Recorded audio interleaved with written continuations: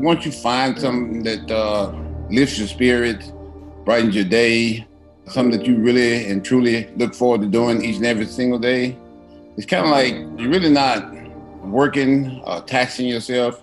You're doing something that you really and truly love doing, and you just look forward to doing each and every single day. It takes a lot of hard work and dedication to be conditioned, a lot of sacrifice too. Every year you're trying to outdo the last year or get better from the last year. And that's what I was trying to do every single year, get better from last year. And you really have to put in some work to do that. And you're trying to work harder, diet harder, train harder, sacrifice more if that's possible. Trying to be the best at anything comes from within yourself. It's all about what you're willing to do, how far you're willing to take it, how much work you're willing to put in, how much sacrifice you're willing to endure. Is there anything you regret from your bodybuilding career? Nothing at all. This is what I enjoy doing, so this is what I'm going to do, and whatever the outcome may be, that's what the outcome is going to be. Regardless of what happens, you know, I'm always going to enjoy myself and always going to enjoy life as long as I can be alive.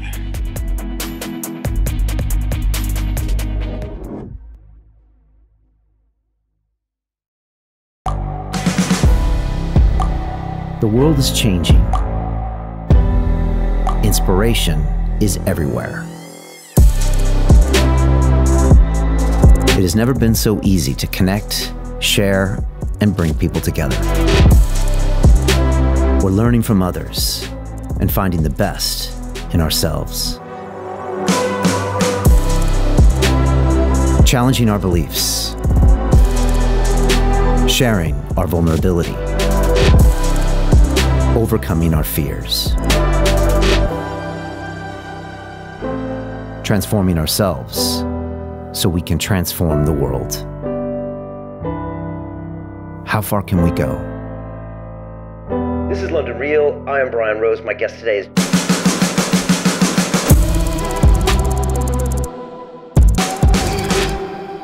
This is London Real. I am Brian Rose. My guest today is Ronnie Coleman, widely considered to be the greatest bodybuilder of all time.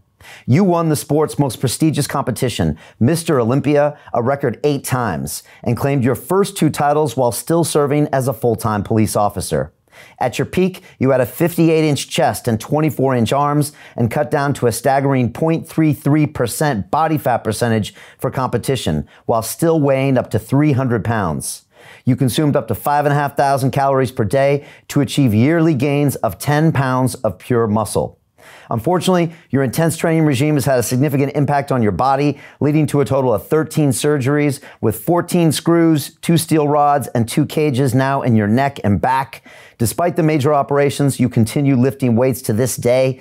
You were recently featured in the Netflix documentary Ronnie Coleman, The King, and your book, Yeah Buddy, chronicles your many struggles and successes in the sport of bodybuilding. Ronnie, welcome to London Real. Oh, thank you. Hey, great to have you here. You know, it was great watching the movie, and I really appreciate you putting yourself out there and showing us all the behind the scenes about you. You know, there was one moment in there where I think you're talking to one of the other fellow Mr. Olympia competitors on stage, and one of them says, "Why do you do this, Ronnie?" And you say, "'Cause I love it. I love bodybuilding." And the competitor, I think he said, "You know what? I'm here for the trophies. I'm here for the money. I'm here for the girls." But you know, it looked like he never thought whether he really loved it. But that seems to be you. And I was wondering if you could tell me, why did you always love bodybuilding? What was it about it? And where'd that passion come from? Well, I started when I was 12, and it always gave me a real relaxed feeling, real comfortable feeling, a real enjoyment, kind of like brighten my day just about every single day. And once you find something that lifts your spirit, brightens your day, something that you really and truly look forward to doing each and every single day, it's kind of like you're really not working, taxing yourself. You're doing something that you really and truly love doing, and you just look forward to doing it each and every single day, just because of the feeling that you get from doing it. There's that old phrase that if you love what you do, you never work a day in your life, right? Yeah, exactly. And that's the same way I felt when I kind of like worked for the police department too. Right. You love serving people and you love working out and lifting weights. Those were the two things. That was enough for you, right? That was plenty for me. And if you look at the guys that you usually shared the stage with on a Mr. Olympia competition, I mean, how many of those guys actually loved what they did? I mean, could you count them on one hand? Was it 2 or 3 guys, do you think, that really loved it the way you did? I mean, I think you got to have some kind of love for it in order to do what it kind of does to you. It's not that easy. It's not a lot of fun if you don't enjoy doing it. So I think you got to enjoy it in order to be able to just to do it, because it's, like I say, it's a lot of hard work, to put it mildly. I'm curious, when I watch that documentary, I look at you back in the day in these competitions, and then I look at, competitors today who are on Instagram, and, they're posting pictures every day. They've got brand deals they can do. They got this whole other business over here. Whereas back in your day, especially for Mr. Olympia, you would work 365 days a year on the diet, on the training, on the sleep, and then cut weight, all for that one moment on stage where you would get the crowd, the judges, a picture, maybe some video, and that was it. I mean, everything was on the line. In some ways, did that separate out the real competitors, or how does that make it different back then as opposed to today? It's a different era. We always talk about that when we're doing this bodybuilding thing. You got to look at the era that Arnold was in. You got to look at the era that Lee Haney was in. You got to look at the era that when it first started out. Every era is different. You got to look at the era that I was in. Everybody was doing different things. So you got to work with what you have to work with. And that's what we basically did. We're just glad to be in there, working out, having fun, enjoying ourselves, and doing what we had to do to get ready for a show or whatever we was doing. So it was all about what was going on at the time, basically, what I'm trying to say. Okay, so you just kind of have to deal with those times. These days, you have all the other distractions and social media. Back then, I guess you didn't have that. What was it like when it all came down to that one day, every year for that Mr. Olympia? I mean, what's it like when your whole year revolves around that one day? Do you remember those times? Was it stressful? Was it exciting? Do you think back and can you remember what that was like? Oh, I can remember like it was yesterday. It wasn't stressful.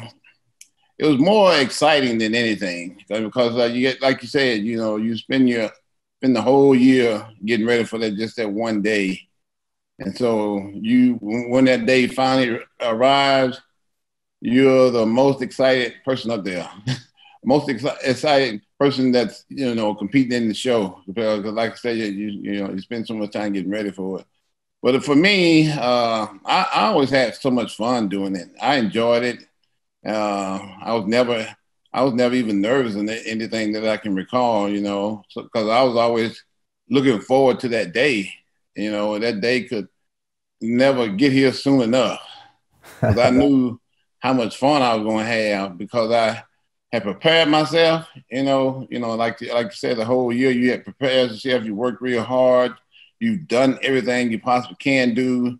You haven't left any stones unturned. And so you just can't wait for that day to get here. And once it finally arrives, it's the day that you've worked for your entire year. So it's a very exciting day. And what's the most important part of that day? Is it when the fans cheer? Is it standing next to your competitors? Is it getting the trophy? Like what's the most important part of that day for you? The most important part of the day is actually getting to compete, because like I said, you've worked so hard you prepared endlessly, you know, from doing all the stuff you have to do, because there's so much you have to do, you know, from getting your routine together, from working out each and every single day, 7 days a week. You know, it's a 24 hour, 7 day, 24 hours, 7 days a week job. Everything you do it revolves around getting ready for the show. You know, from the time you wake up to the time you go to bed.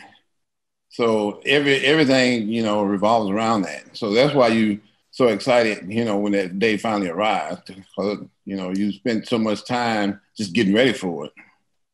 And when you're competing, are you looking at the other guys? Are you looking at the reaction of the crowd? Do you know you're going to win anyways? Like, what's that like? Well, for me, I don't really look at the. I'm focused on what I got to do. You know, I'm thinking in my head, you know, like, you know, when you're standing there, you know, you gotta stay tight. You gotta, you know, be ready at all times. So you're just focused on whatever it is you're doing. And once they call you out, you know, you got to focus on, you know, hitting your poses right, turning the right way. It's just so much that you got to do that you're not really paying any attention to anybody but yourself, basically. Right, and you've cut weight, you're low body fat, the lights are on you, you're tensing your muscles. I mean, I've heard the whole experience is mentally and emotionally exhausting. Yeah, very, very mentally and emotionally exhausting. You got to be focused on everything that you're doing, you know, every single just minute you're just about up there on that stage. Now, I heard some rumor, and tell me if this is true, Ronnie, that you never used to look at yourself in the mirror before competition or would never take pictures of yourself. Is that true? Yeah, that's true. I had somebody do that for me. I always had a nutritionist, you know, they came and, you know, made sure everything was together and everything was ready for me to step on stage. So I really didn't have to do all that myself. But that's, I mean, but you know, even you have to admit, Ronnie, that makes you unique, because most bodybuilders, when they're pumping iron, they're checking themselves in the mirror. They're checking to see the work they've done. But you're not doing that because you have a different philosophy about this, right? Yeah, exactly. Because I've already, you know, paid somebody to do that for me. So I'm just like, okay, I trust this guy. If I did, you know, I wouldn't be working with him. So I trust his word. And I know he's all for me, and he's not going to mislead me in any way. So I'm ready to go. So it's not an ego thing. You're not like, look how beautiful Ronnie is. For you, this is this is a mental challenge, and you're testing yourself, exactly. And that's what this is about. Yeah, that's what it's all about. You know, that's what it's all about. Yeah, am I ready to win another show? All right, so it's a mental battle you play with yourself for 365 days, and if you've won that battle every hour of every day, you walk into that show knowing you're going to win. Exactly. Whether you're going to win or not. Wow, that does make you unique, right? Because most guys on the stage had been looking at themselves, maybe had different philosophies of the way they approach their bodybuilding. Yeah, you got to have the right attitude, you know, and you got to be confident, or else you're not going to do too good in this sport. Okay. So, you know, I've been doing this show for about 9 years. 7 years ago, I had Dorian Yates on the show, and he hadn't really ever done a show before. These shows were still new at the time. For people that don't know, 6-time Mr. Olympia from 92 to 97. And he came on the show and really surprised people that he was more than this hunk of muscle, that he had all these other ideas and thoughts. And I think as we talk today, people are going to realize that about you. I mean, you know, you got your degree in accounting, highly skilled, a great cop. You know, you were actually really good at everything you ever did, Ronnie. I put 100% in everything I've ever did. And that's fascinating. And I want to talk about that, you know, but, you know, Dorian always talked about, you know, a lot of the milestones he had as a bodybuilder. And I really liked getting to know Dorian, but one thing is 4 or 5 years ago, I went down to Spain and I trained with Dorian, and I did leg day with Dorian Yates, okay? Now look, he's taken some guys that go on stage and taking them on leg day, and they're throwing up in the parking lot, you know, up in Birmingham. There's footage of that, right?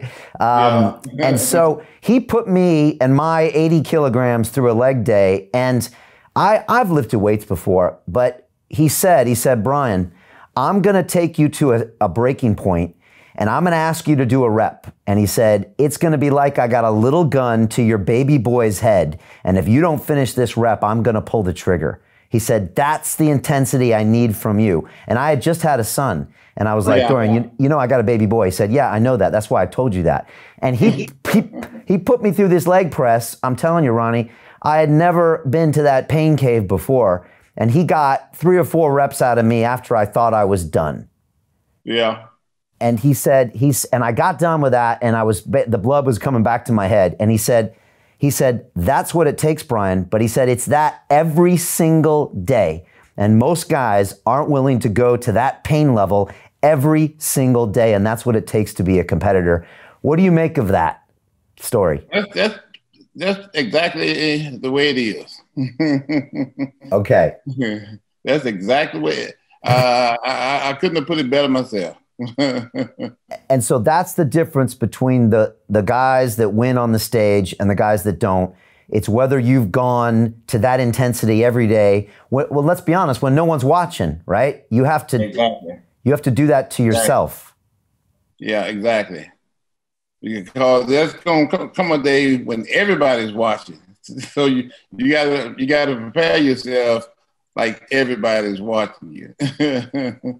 Now, if you want to, take it to the next level, and be a world champion. Now, Ronnie, you were always known for your work ethic. Everybody says in the gym you go harder and stronger than everybody else. Where does that come from? Everyone, I'm sure you've been asked, is there some darkness in you? Do you have a dark side? Are you trying to channel those demons? But I don't know if that's true with you. Where does it come from? No, it's not true with me. It's just a desire to be the very best that I can. And like I was saying, that just about everything I do, I'm like that with just about everything I've ever done. I just put every ounce of hard work and dedication into everything that I try to achieve. And I feel like if you're not doing it to be the best at it, you're pretty much just wasting your time. So I've always, worked extremely hard on everything and fully dedicated myself to every task that I've ever taken upon myself to do. Is that something that came from your parents or your grandparents? Was that kind of something in your family as far as that work ethic? No, that's something that I was born with. So just genetic. Yeah, that's just the gene side in me. But one thing about you, Ronnie, it seems, is you're not competing against someone else. You're competing with yourself. Exactly. That's what I tell everybody. I'm always asked that question. Do you look at your competition? What do you think about the competition? What do you think about so and so? And did you think about him when you was getting ready for the show? Well, I'm like, no, not really, because I was too focused on myself, trying to get myself together. Because I know what I'm capable of, and I know what I can do, and I can always control what I can do. I can never control what somebody else is doing. So I've always focused on myself. And I always challenge myself, to be the best that I possibly can be. It's quite a mentality, Ronnie, but it's kind of old school mentality. I don't want to sound like an old man, but I see a lot of kids these days that seem to always want to blame someone else for their lack of success. Exactly. Do you see some of that? Do you think they need to get back to basics? I know exactly what you're talking about. Yeah, it goes along with the era that they're in, though. That's just the way they are. Because back in my day, everything was totally different than the way it is now. And right. You got all this, all this social media stuff and all this new stuff, new technology to go along with everything too. Do you think that technology makes it worse, that mindset? I don't think technology has anything to do with somebody trying to, be the best that they can. I think that's just an excuse, basically. Okay. Because trying to be the best at anything comes from within yourself. It's all about, what you're willing to do, how far you're willing to take it, how much work you're willing to put in, how much sacrifice you're willing to, how much sacrifice you're willing to endure. Because, there was a lot of things that I wanted to do when I was getting ready for shows that I couldn't do. But I had to make those sacrifices in order to be the best at whatever I wanted to do. And I don't think people have that same mentality today as I did back in my day. What kind of things? Different era. Yeah. What kind of things did you have to sacrifice? Oh, there's a lot of things I had to sacrifice. Being with my family, going out to nightclubs,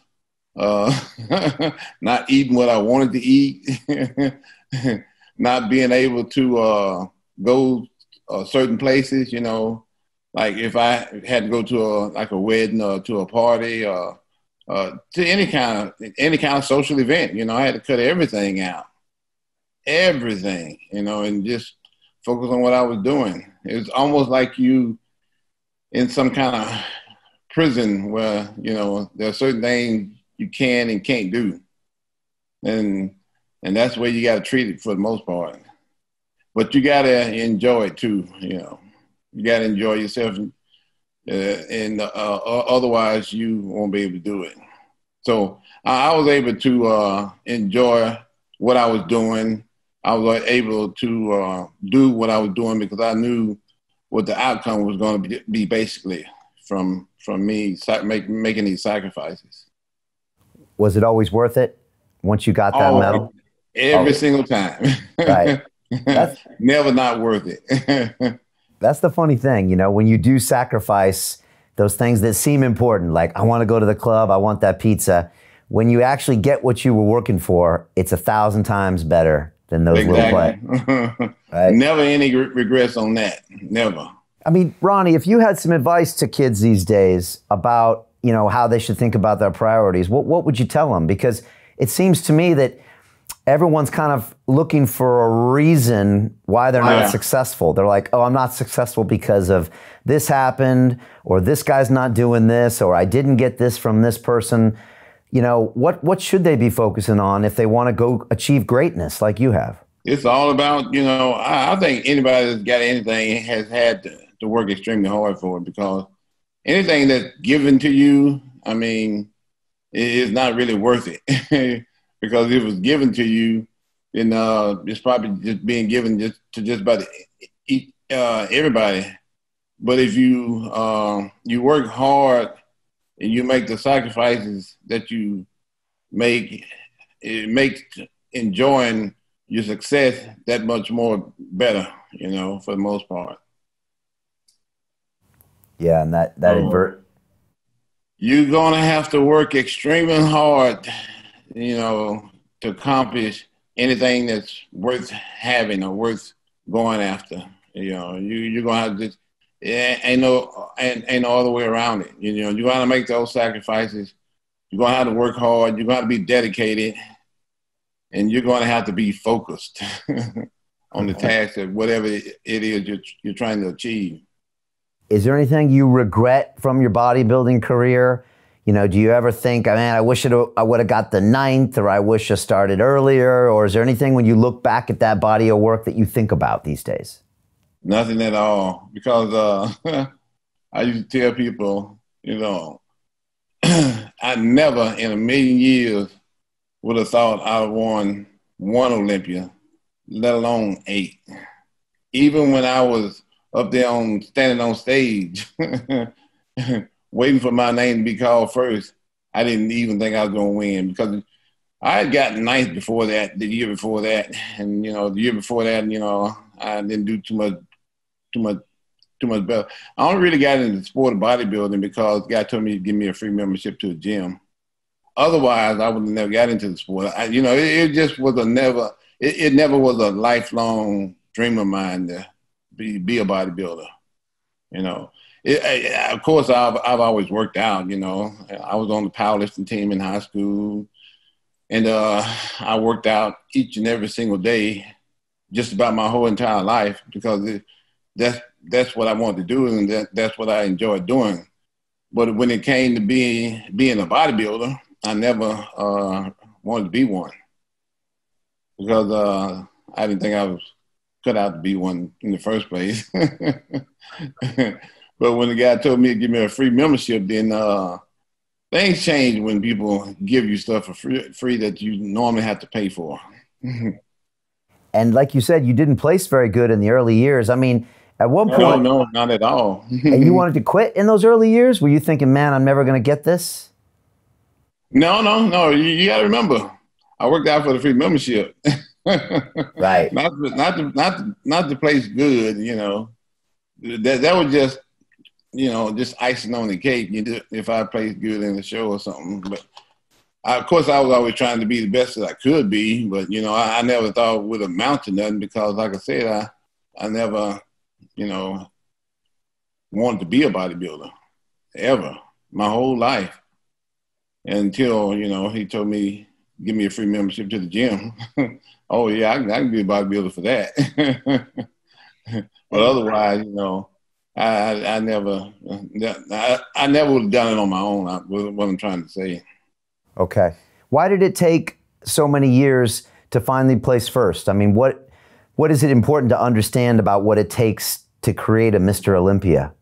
It's a lot of hard work, a lot of dedication, for me, you know, a lot of muscle maturity. You know, my muscles had to, because I never bodybuilt before. I was always doing powerlifting. So your body has to be used to being a bodybuilder, you know, and building up to that. 'Cause I never just was trying to build muscle. For the most part, I'm just in there just, you know, having fun and enjoying myself. And you know, trying to be strong as possible, trying to be as strong as I possibly could, because I was always competing in, you know, like powerlifting shows here and there. So when I got into bodybuilding, I had to make a completely different change to the way I worked out. You know, I had to completely change it. I went from doing, you know, like 3-4 sets, maybe 2 or 3 reps, to doing like 3, 4, 5, 6 sets, to maybe like 20 to 30 reps, 15 reps, something like that. So it was just a completely different way of training. So my body had to catch up to being a bodybuilder, because it was always you just used to being a powerlifter and just doing things in a power way, and not, you know, not building it up like, you know, have to do to get on stage and compete against other guys. Yeah, I never tried to just build my body up to be, you know, on the stage competing against other guys like in that way. So it took a long time for me to get to that point, to where I was, you know, real good at it. But once I got there, you know, of course, yeah, I was pretty good at it. Yeah, because it takes years to build that muscle mass up. It's like 10 pounds a year, and it just takes many, many, many years to get the mass. Even 5 pounds a year is good. It's a lot, right? A lot of people don't understand that, yeah. The 5 pounds of muscle a year is good too. And that's what I was mostly actually doing, you know. The most I put on a year is probably like maybe 5 or 6 pounds. But you know, after a while, it catches up. You know, it's a level of consistency of doing it. That's how you pack it on. You know, you don't just go in and just lift all these weights and, you know, put on all these pounds of muscle in like a year or two. And it takes years, many years, and you have to be patient. And a lot of people are not real patient when it comes to packing on the pounds. A lot of people. Well, a lot of people aren't They do patient. not understand it. Yeah. How long did it take you from when you first started bodybuilding to win your first Mr. Olympia? How many years was it? See, I started in 90 and won in 98. So I'm going to say about 8 years. Okay. Okay. Yeah. 90 was my first bodybuilding contest. It was, I can tell you the date, April 7th, 1990, my first bodybuilding contest. You remember.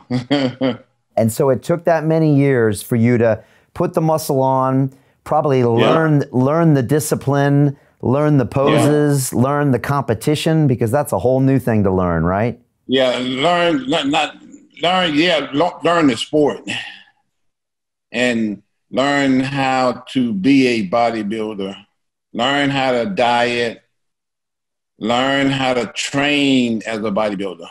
You know, I'm doing all these things, you know, over all these years. And, you know, I'm making a lot of mistakes. So it's through trial and error that, you know, I got to where I was. Because there really wasn't much on the internet back then. People forget. So there was no internet back then.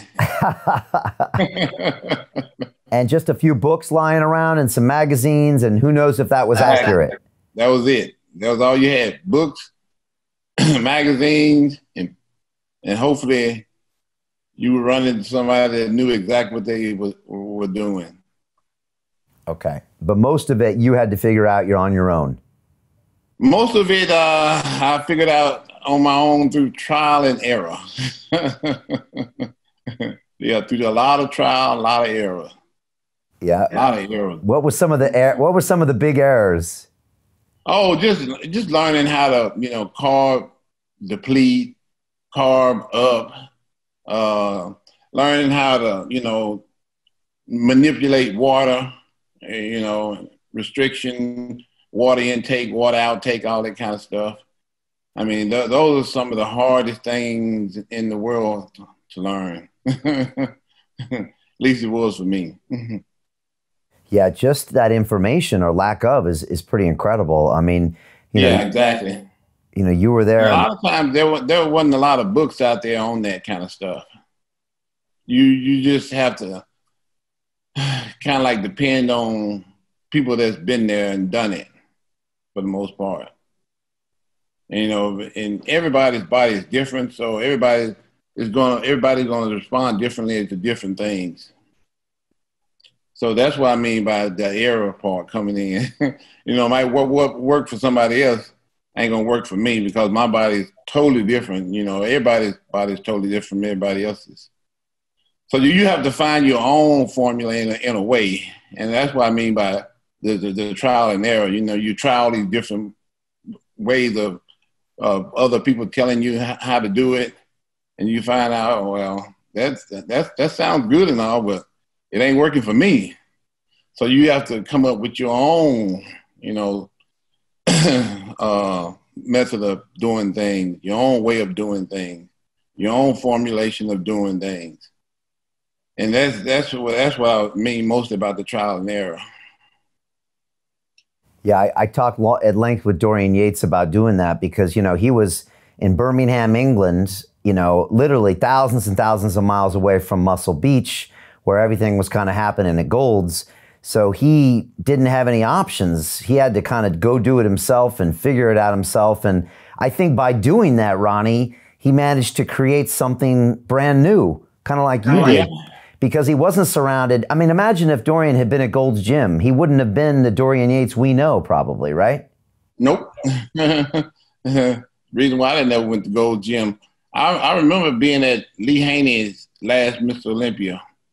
And he said, man, after all this time, I'm just now learning how to carb deplete. And that was his last Olympia that he won. Wow.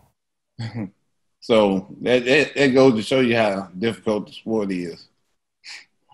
And when you think of 8 Olympias too. Yeah, he did 8 as well. Yeah. When you think about Dorian Yates, what did he contribute to Mr. Olympia, to the era? And when you think about him as a bodybuilder, what's the first thing you think about, and what did he contribute to the sport? Well, Dorian was one of the first guys to step on stage, you know, as like a mass monster type guy with a lot lot of big muscles, a lot of good separation, conditioning. He had the big muscles and the conditioning that nobody had ever brought to the stage before. He was the first guy to ever do that. Yeah, and you think he did that probably because he was on his own with no people surrounding him, and in his mind, that was the way he decided to attack that puzzle. He said, I'm going to do it this way. Yeah. He figured it out for himself, basically. And I think the conditioning he brought, meant that everybody else on stage was like, man, if Dorian's going to come that conditioned, that means I got to work my butt off next year a lot more than I would have normally done. I mean, you see Dorian in like 92, man. I mean, he looks like a skeleton in his face. I mean, he's so conditioned, but it meant to everybody else on the stage, you better step your game up if you want to play. Yeah, right? Exactly. and that's basically the guy who sets the trend, on the sport. It's always Mr. Olympia, the winner for that year or whatever.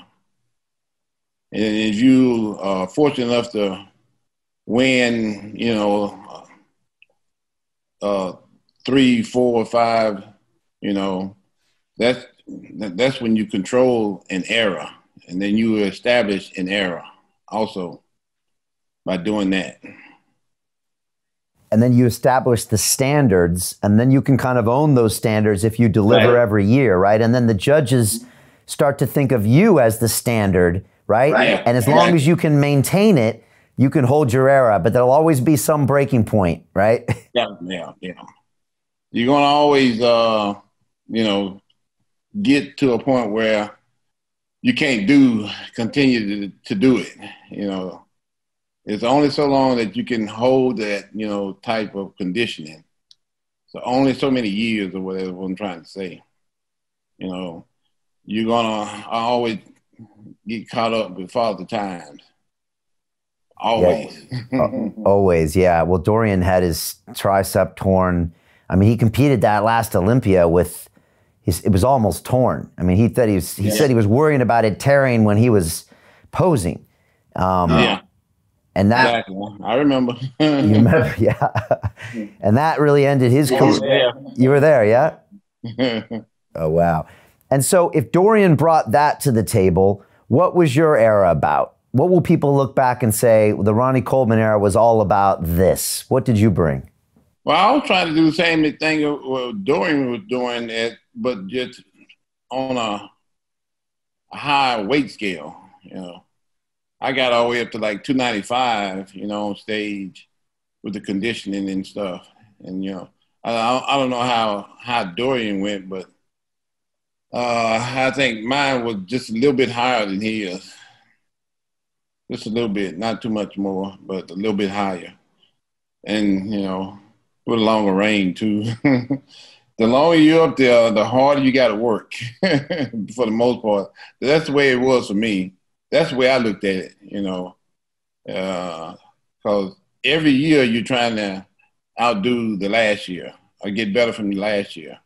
And that's what I was trying to do every single year, get better from last year. And you really have to put in some work to do that because you know how hard you had to work the year before. And you trying to work harder, diet harder, train harder, sacrifice more if that's possible. So you're always trying to outdo the year before. And, 8 years is a long time to do that. Were you mentally exhausted by that 8th year?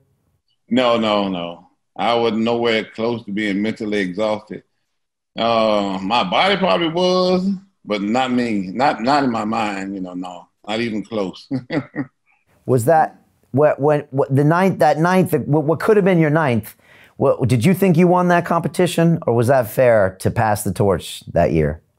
Of course, I'm always thinking I won because that's the mindset that I had going into every show. And but like I said, the torch got to be passed sooner or later, it's gonna catch up with you. But you never want to pass it, that's for sure. And you always, as long as you are able to make it to the stage, you're always trying to win. Did you ever think you'd come back and get it again? Of course, I tried to, but it wasn't meant to be. Right. That's hard to do in bodybuilding, to come back. Yeah, it's very hard to do, in bodybuilding. Very hard. Let me ask you just about a couple other of the big bodybuilders in the sport. I mean, Arnold Schwarzenegger, when you hear that name, especially in association with bodybuilding, what do you think about? Because he obviously was doing this back in the 70s. And also, how would Dorian do if he was, in his prime today with all the information and the nutrition and the science? Would it have been a different ball game for him? Oh, it would have been totally different. Because, every year, I think the technology gets better. There's always some new stuff out there that the guys are doing, and they're finding out, So, Arnold, with what he had, couldn't compete with Dorian, what he had, of course. And you could say that about every era, just about, though. But with Arnold, you saw the genetics that he had that he could have been a different bodybuilder with different training, diet, all that stuff. He could have competed with you. Could he have competed with you? He could have competed with just about anybody if he'd had, the technology that we had.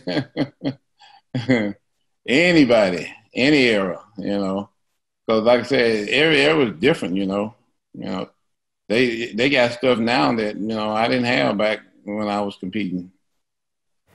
And what about Arnold, his legacy? When you think about him and what he brought to the sport, what comes to your mind? How would you explain that to your grandkids? Well, he was the first guy to, win that many in a row and hold the title for such long. So that just add to, his level of greatness, and that just tells you right there that he was one of the greatest to ever do it. The longer you are able to maintain a high level of competition and compete on the high level for a long time, that just establish you as one of the greatest. And that, that's pretty much where I see it, him as being one of the greatest bodybuilders to ever step on the stage. And what about Lee Haney? Lee Haney had, again, a tied record with 8 titles, right? Yeah, same with him, yeah. And what did Lee bring to the sport? Did Lee, he was a different type, right? Was he ever going to be, as big as the guys in your era, or was it going to just be a different game with Lee and his body? It was going to be just a different game. Everybody, like you said, everybody's not going to be able to put on that muscle like that, no matter what kind of technology you have. If you don't have the genetics for it, then it's not going to happen.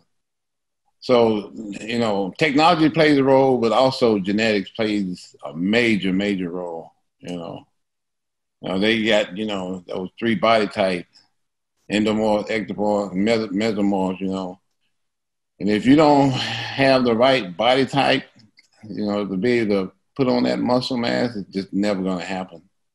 Okay. Never going to happen. Well, let's talk about that in genetics, because you talk about technology, and a lot of people are thinking, well, what technology is he talking about? To the untrained athlete, to someone who's never actually tried to put on muscle, a lot of people think all you got to do is get the right steroids and you're Mr. Olympia. So can you explain that? Is that thinking correct? Is it incorrect? And how do the enhancements work, the supplements work when it comes to steroids? The enhancements are only going to work as good as, your genetics are. You look at some of them baseball players and some of the guys play football or whatever and hockey, and anybody else that, tried using steroids, and they're not, like bodybuilders.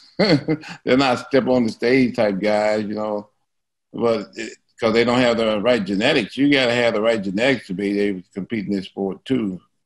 It's not all about steroids. You got to be able to, your body got to be able to take in a certain amount of calories and all that kind of stuff. You got to have the right training techniques. To continue watching the rest of the episode for free, visit our website londonreal.tv or click the link in the description below.